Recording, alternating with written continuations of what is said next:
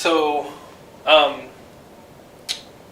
Varia begins with the silent cinema, and specifically talking, and this is why it fits so well into the cinema attractions argument, right? Of this kind of spectacle-heavy special effects films that really are showing off the sort of capacity of the medium and theology in relation to Hinduism.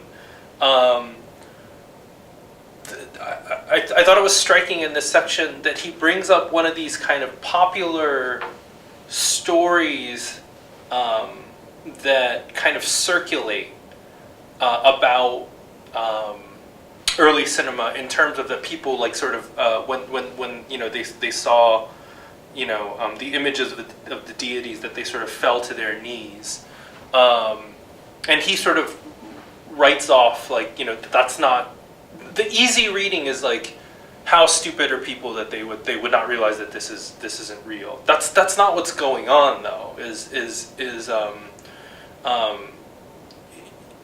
You know, it's like it's speaking more to the sort of you know, power of the image. You know, it's not literal, right? It's not that these people literally thought that it's an image of the god, so much as that this specific representation is enough to affect kind of action from the spectators. There's a similar, again, in early film history, there's a kind of myth that's perpetuated over and over that when the Lumieres showed their films and the train coming into the station, that people leapt out of the way. And again, this is, I think, used in, you've heard me say this before, a very convenient way to kind of say, like, oh, you know, why would we need to sort of map on stupidity to people that lived before us, 100 years, 200 years? For one, it's easy, right? It's easy, and it sort of, by default, it kind of props us up because we're so much smarter. We think this all the time. You know, I think that's what's really going on when people say it was a different time. It's like, what comes after the ellipsis is like, it was a different time and people were stupid. And that becomes a much easier way to reconcile the horrible things that people did. You know, all of the like colonialism, slavery, any of the sort of historical atrocities. I just don't think that's true, and I don't think that's fair.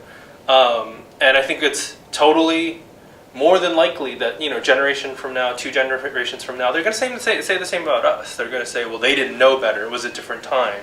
If you look at what goes on in the world, it's like, I just don't think that's true, right? It's like, it's not that people don't know better. It's just rather, how do we kind of reconcile these things that go on and go along with them in a way that other people would look at them and look at us and say, like, oh, they didn't know better, clearly. That's the only way to understand those decisions, right? So just be careful of that kind of thinking in general.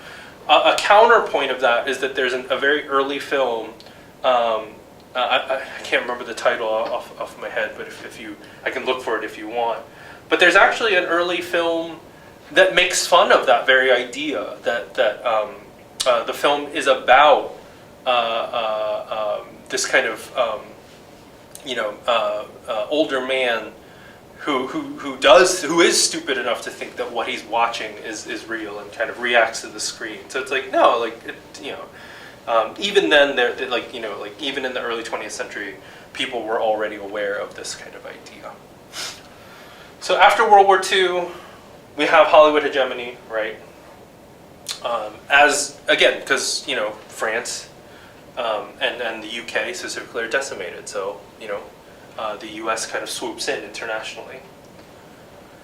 In the 1950s and 1960s, on page 15, there's this attempt to construct both a post-colonial identity, right? Both individually and collectively, right?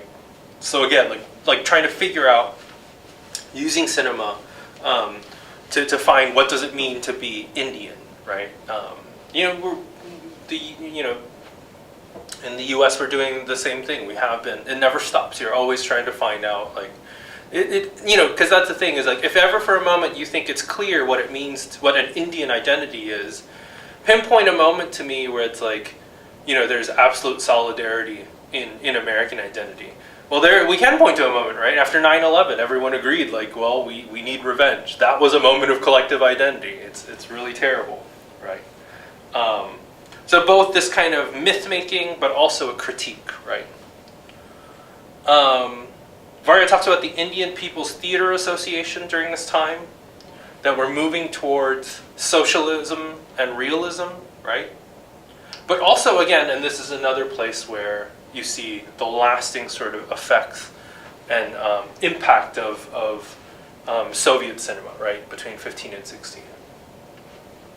Finally, on 16, this is where you have what he mentions as the big four directors. Let's see who they are. I don't know them off the top of my head.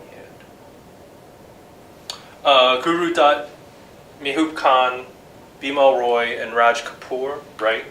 And it was these four that really kind of established Bollywood and even surpassed Hollywood, right?